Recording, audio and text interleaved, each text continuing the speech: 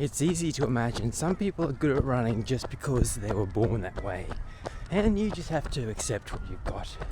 But like any human activity, you can get better at running through practice.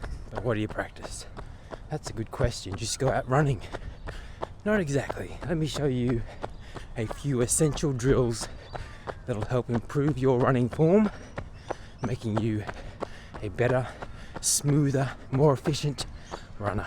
The first drill is going to help you with your cadence. This is how fast your feet fall, and a high cadence is one of the key elements of a good running technique. And so I like to call this one escaping from prison, because you need to imagine cuffs around your legs, around your ankles, and you can only move them a short distance apart. And so our feet steps become very short, our knees are mostly straight, and we can do this while we're running along anywhere. Quick short steps. Do these in short intervals, short bursts, and do a few repetitions. The second drill is a little bit like skipping.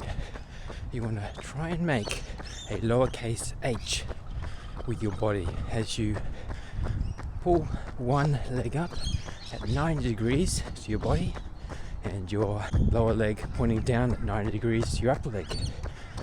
And you want to sort of half pause in this position.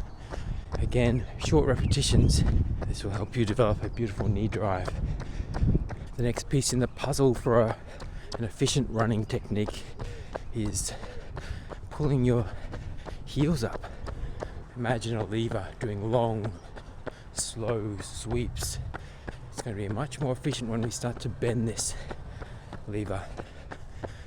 We're going to get round to the same point much quicker if we can get this ingrained into the way our body moves. So we practice making quick circles, upward circles with your heel towards your glute. And finally, the best way to improve your running technique is to do some faster running intervals.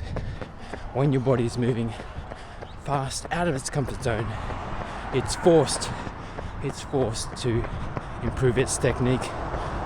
So get out there and run faster. Comment below, what's your favorite drill?